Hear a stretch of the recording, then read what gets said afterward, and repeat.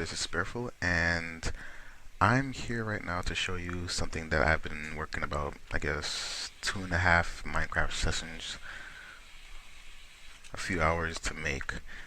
It is what I call, well, I don't have a name to call it. Bayonetta's Wicked Weave attacks. If you don't know what Bayonetta Wicked Weave attacks are, they're the arms that the arms and legs, but only have arms that Bayonetta summons whenever she's fighting off an enemy. So usually you would see this huge fist or something made of hair come out and it will hit her enemies down. So I try to replicate that in Minecraft as best as I could. Only spending a few hours, didn't want to take too long on it because I'm working on another project with a friend of mine. And I actually wanted that friend to be here right now so he can help me with this recording, but at the moment he's not reachable. So we're gonna have this pig right here be the replacement for him right now. So if y'all know what this is, Bayonetta's fist, it works something like this. Give me a second.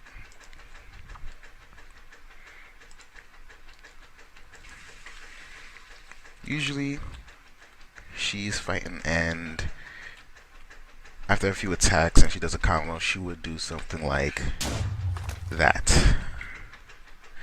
She would launch a nice big old fist to knock down her enemies. Usually fist or foot, and they would swing and knock the enemies out. Now, this is simply done by just cloning a fist that's on the ground and having it do some destruction, some damage on these zombies. And of course, considering how much damage it does, I set it so it could ignore the pig. It works in all 4 directions. I was thinking of having it go up and down as well, you know, like whenever she stomps or anything, or I guess punches up and knock enemies down with her fist, but that was going to be problems, and I guess it's going to stretch the project out longer, because then I'd have to place the fist in front of her, smashing down or smashing up. So I just spent some time, and you know, I'm really a good fan of Bayonetta. Sadly, I can't get the Bayonetta 2 due to me not owning a Wii U, but this is how it is. This is how this project is, and it looks really nice. I like how much work I put into it. I wish it could be better, but at the moment I can't think of a way to exactly improve it. Now I'm gonna actually change out of the pig's perspective and actually, you know, get her own perspective of how to use this. Usually it's just, you know, throw a slime ball and some redstone over here is going to pick it up, and wherever the pig is, it will shoot it out.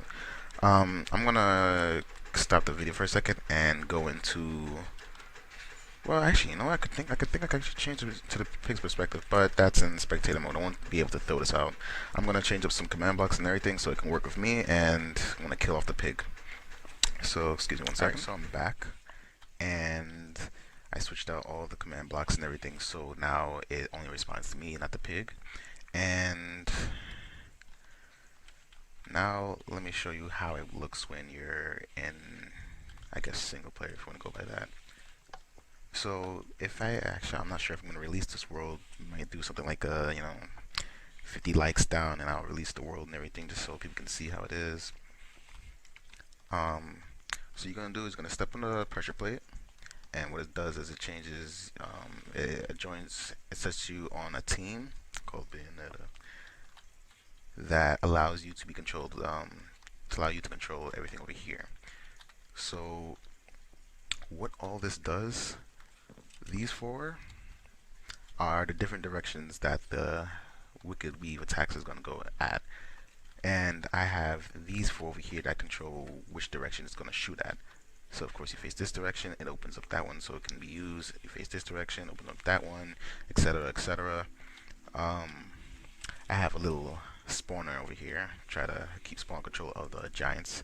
Sets it up so it can only spawn 4.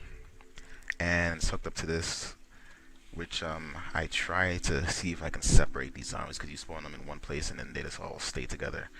I try to see if we can spawn a creeper there, invisible to try to push them aside, but that doesn't work. You have this thing which detects the item and kills it. When it detects the item, these go off. Whichever one is free goes off, and well, if you actually notice, what it first does is it spawns the portal of the Wicked Weave attacks. When it spawns the portal, that's when it goes and it shoots out the arm right next after it, about like one tick. I think one tick later. Oh, ooh, I'm an idiot. Is that one tick? Yeah, one tick later. All right. So once you actually change into Team Bayonetta, it gives you and it maintains 64 Eyes of Ender. Any item will work, but Eyes of Ender, magic, Bayonetta, hint hint. So you throw it, and I guess you have to get a general distance close to the enemy, not too close, but generally close, and it's gonna shoot it right above your head, whichever direction you're facing. I want to say this right now, it is not the best. If you go shoot at an angle, it starts kind of messing up a bit. It'll spawn two arms, and you don't want that, because then it leaves part of the arm still there, and that happens quite often. Yeah, like that. So usually when you shoot it, you might want to stay at least one direction. You can shoot a few at a time. It's not too bad. Maybe it might leave a little bit of a mark here and there, but again, not too bad. Ooh, I threw something in there. Whatever. It responds to any item you throw, so I mean, it can't even be from you too. It can be from someone else next to you. If they throw an item down, it's gonna pick you up and it's gonna do the arm thing. So that's how it looks in the player's perspective. Like I said, it works. I'm not sure if I said this earlier. It works by shooting I guess it works by effects. It affects the nearby enemy with instant damage. So if you were to put the Ender Dragon, which would look like the dragon that is in Bayonetta 2, it won't be affected by it at all. That's the bad effect of this. Any other mob that doesn't get affected by magic, it won't hit them, it won't do any damage to them. I was gonna use TNT, but I didn't want it to have it destroy too much things around the area, because of course when you use Bayonetta's fist, of course it doesn't destroy anything, because well, one, it's a game and it's not gonna destroy the environment so easy like that. And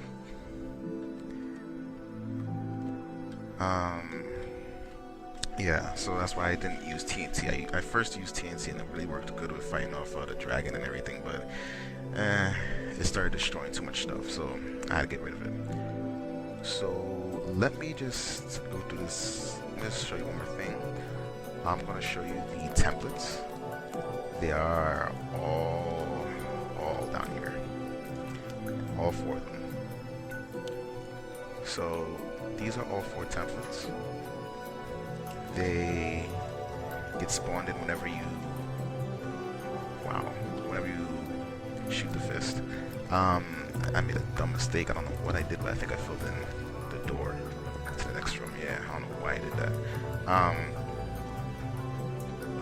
So these are all four directions, north, south, west, east. And another thing, yeah, I cannot express how many times I actually went to these portals by mistake, and of course you can imagine what happens to some of the zombies that end up getting trapped into the portals. Yeah, it's not pretty.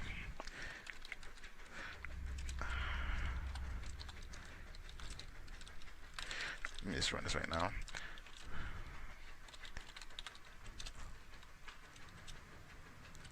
So yeah, I think that's it. So, like I said before, I mean, this is just something I was working on the side of another project that I am doing. It's a Sonic related project.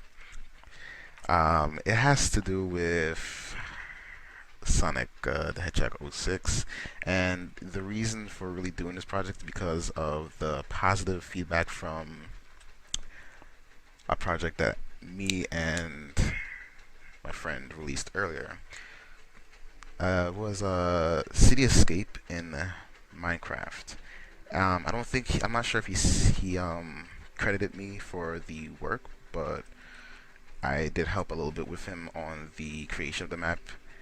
It was it got a lot of likes, a lot of views, and I was impressed and he was impressed. So we both decided to try to make something else. Well, I mean, I came up with the idea, but he came in and helped.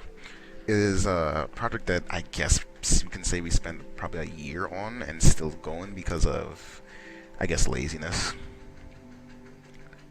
Um, it is supposed to be a multiplayer map.